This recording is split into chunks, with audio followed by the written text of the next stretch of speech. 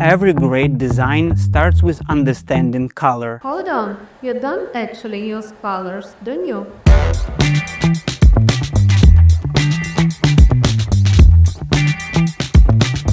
Yes, but design and life are full of other colors, and we can do it differently.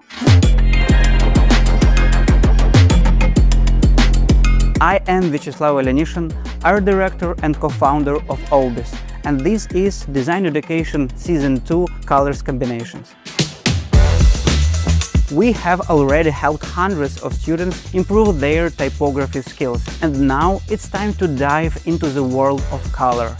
In this season, you will learn how to combine colors and create your own color schemes for websites and branding, the logic behind effective color choices, and how to work with brand guidelines, where to break or evolve the rules, how to ensure readability, accessibility, and contrast in your designs, how to use color to influence emotions based on the psychology of color, and step beyond traditional color associations. We will discuss color tools and unique sources of inspiration. We will also dive into the deconstruction of our projects and share our own principles of color selection, combination, and usage that help us to achieve harmonious, pleasant color experience.